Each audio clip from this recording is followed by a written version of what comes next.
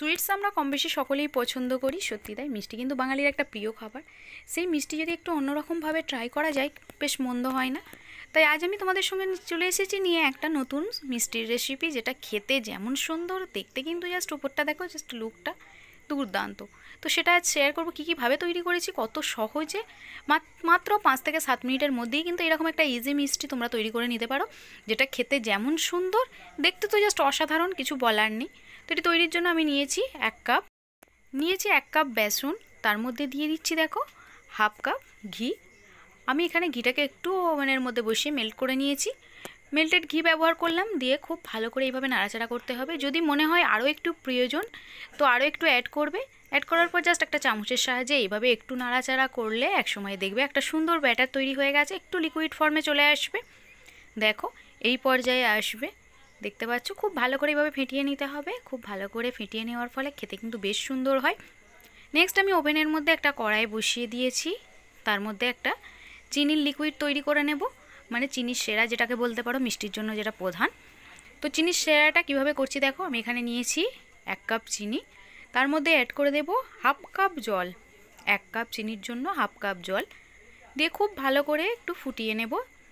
এখানে দেখবে চিনিটা লিকুইড ফর্মে আসার পর কিছুক্ষণ ফোটালেই একতার যে হয়, একতার লিকুইডটা হয়ে যাবে।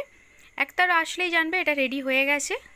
তো 2 মিনিট একটু নাড়াচাড়া করতে হবে এইভাবে, তাহলেই তোমরা বুঝতে পারবে কতটা সুন্দর হয়ে গেছে। দেখো লিকুইডটা হয়ে গেছে চিনিটা পুরোটাই।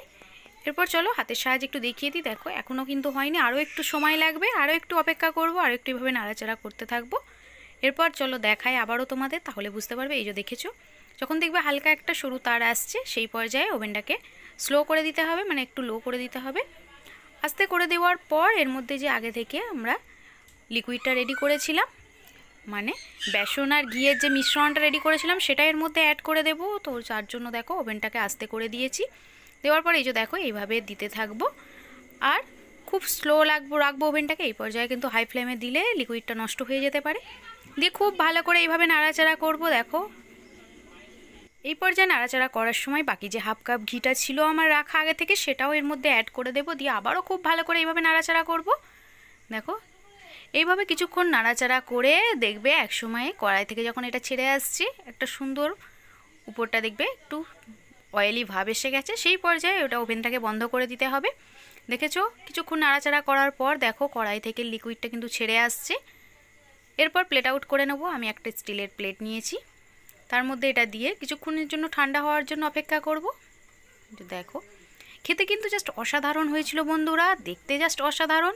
তো তোমরাও অবশ্যই কিন্তু সহজে মিষ্টি খেতে চাইলে এরকম একটা রেসিপি ট্রাই করতেই পারো, যেটা খেতে যেমন সুন্দর, দেখতেও বেশ অসাধারণ।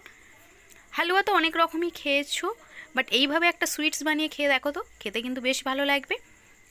নেক্সট কিছুক্ষণ পর ঠান্ডা করে আমি এবার শেপ দেবো। শেপটা দেওয়া তোমাদের সঙ্গে শেয়ার করছি, তোমরা তোমাদের ইচ্ছে মতো শেপ দেবে।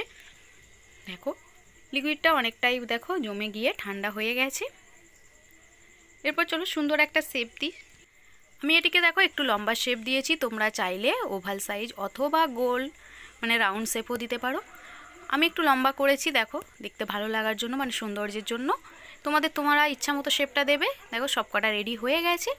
মাত্র 1 কাপে দেখো কত কাপ বেসন দিয়ে দেখেছো কতগুলো সুইটস তৈরি হয়ে গেছে। তো বাড়িতে হঠাৎ রিলেটিভ আসলেও কিন্তু তোমরা এরকম একটা মিষ্টি তৈরি করে তাদেরকে দিতে পারো, যেটা খেতে যেমন সুন্দর, দেখতেও বেশ দুর্দান্ত। আমি ওপর থেকে একটু ডেকোরেশন করে নিয়েছি, তোমরা তোমাদের ইচ্ছা মতো এটা ডেকোরেশন করবে, এটা অপশনাল, বাট খেতে কিন্তু একই, এটা দিলেও যা না দিলেও তা। তো দেখো জাস্ট লুকটা দেখো, দুর্দান্ত হয়েছিল বন্ধুরা। তো তোমাদের যদি ভালো লাগে অবশ্যই কিন্তু আমার চ্যানেলটিকে সাবস্ক্রাইব করো, আমার পাশে থেকেও, ফেসবুক থেকে থাকলে পেজটিকে অবশ্যই একটা ফলো দিও, সামনে এগিয়ে যেতে সাহায্য করো। জাস্ট একটু কাছ থেকে তোমাদের দেখিয়ে দিই আরও কতটা সুন্দর লাগছে। দেখো জাস্ট দেখি জিভে জল চলে আসছে না?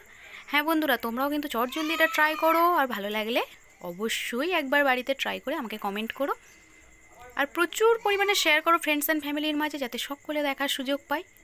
দেখো জাস্ট দেখো লুকটা দেখো। চলো এবার একটু খেয়ে তোমাদের সঙ্গে শেয়ার করি, তাহলে তোমরা বুঝতে পারবে আরও কতটা সুন্দর হয়েছে। বকবক তো অনেক হলো, খেয়ে দেখাই এবার। খেতে কিন্তু খুবই সফট হয়েছে, বাইরে থেকে ভিতর পুরোটাই কিন্তু একদম সফট স্পঞ্জি। তোমরা অবশ্যই এটা ট্রাই করো। বাই, সকলে ভালো থেকো অ্যান্ড বি কেয়ারফুল।